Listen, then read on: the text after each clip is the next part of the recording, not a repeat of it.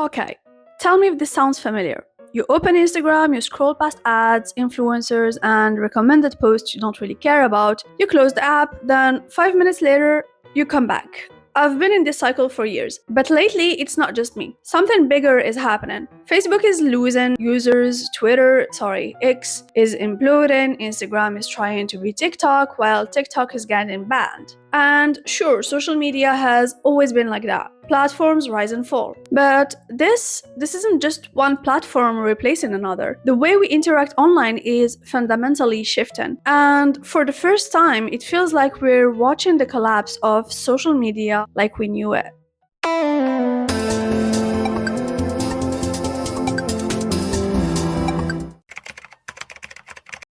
To understand how we got here, let's rewind to the pre-algorithm internet.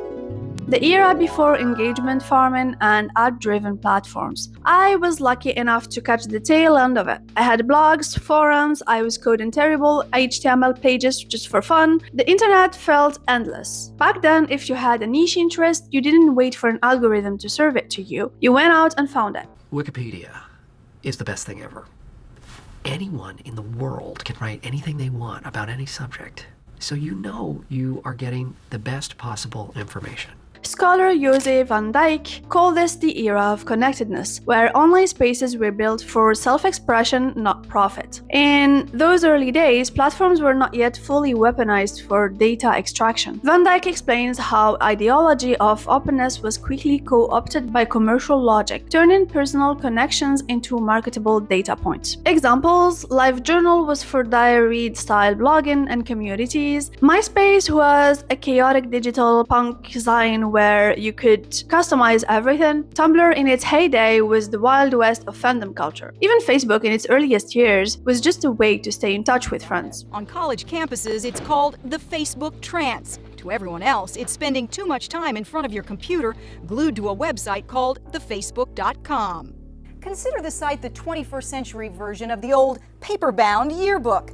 Now, millions of students use thefacebook.com to list not only their pictures and hobbies, but as a virtual community. Social media wasn't optimized for addiction yet. No infinite scroll, no dopamine triggering for your page. You curated your own experience. There was no pressure to brand yourself. As Alice Marwick notes in Status Update, early Web 2.0 platforms celebrated the idea of the user as a participant. Self-expression came before self-commodification. But what is Web 2.0? It is the ancestor of social media, born in around the early 2000s. The Web 2.0 is a second generation of web-based services, which emphasizes online collaboration, connectivity, and the ability to share content amongst users. Web 2.0 involves the evolution of digital applications towards applications aimed to the end user, which includes services such as social network, wiki blogs, and folksonomies. This was the promise of social media, a place to connect, share, and build community. Then everything changed.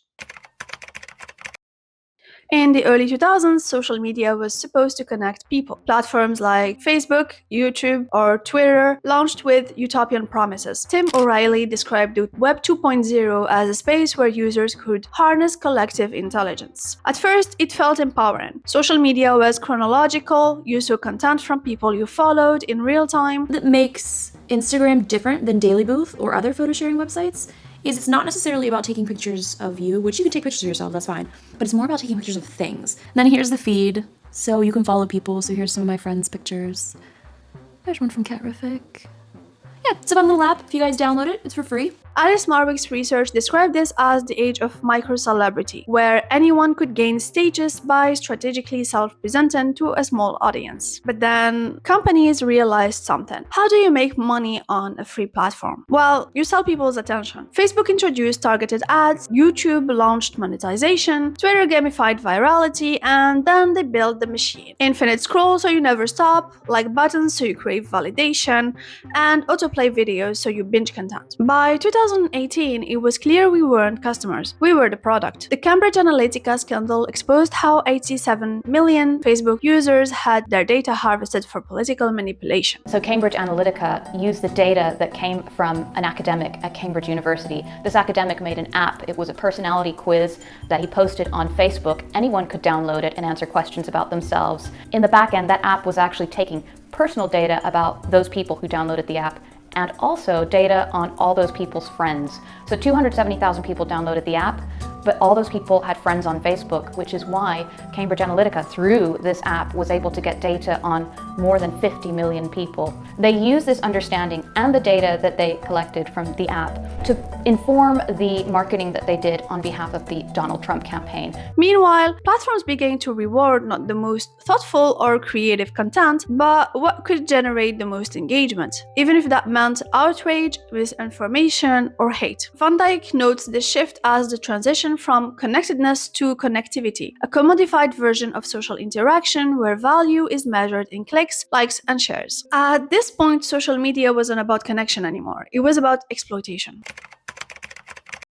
By the late 2010s, social media stopped pretending to be fun. Tech critic Cory Doctorow calls this phenomenon enshittification. Here is how it works. Platforms start out good. They attract users with free useful content. They get greedy, they push more ads, more engagement traps. They get worse until they are unusable. Sounds familiar? Well, X is a textbook case. After Elon Musk took over, he gutted moderation, introduced paid verification, and deprioritized unpaid users' content.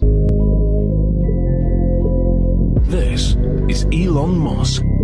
Within a year, advertisers flood. Well, for Instagram, it's chasing TikTok, flooding feeds with reels while burying posts from your friends. This is the business model. Features you love are removed if they don't maximize revenue. And if you've ever thought, why does social media feel so exhausting now? This is why. The platforms we build communities on are now hostile to those very communities. What bothers me is that we can't go back to the platforms we used to have before the enshittification of social media because they don't exist anymore. I give one example with WeHearted in my previous video, and a lot of people have commented about many other platforms. Alice Marwick describes this shift as the rise of neoliberal selfhood, where users must constantly perform, promote, and brand themselves to remain visible. Van Dyck adds that social platforms increasingly encode specific types of sociality, turning once diverse online behaviors into monetizable patterns, which basically means that they transform them into aesthetics that you can pick from. You just need to buy a new aesthetic every other week, and here you go. But I'll dive deeper into this topic another time. So, if social media is dying and all platforms are gone, what's next? Well, one possibility is decentralization. Instead of monolithic platforms controlled by corporations, user-driven spaces are emerging. It's not just about escaping algorithms, it's about governance and enjoying ourselves online. Researchers argue that decentralization models enable safer, more inclusive spaces with no algorithmic manipulation. The truth is, we don't need social media to connect, at least not like they are right now. We need the internet, and the internet is bigger than these dying platforms. Maybe the next era of digital life isn't about one big replacement for Instagram, Twitter, or TikTok. It's something smaller, human, and real. Well, what do you think? How is your experience with social media? Let me know in the comments, and thank you for watching.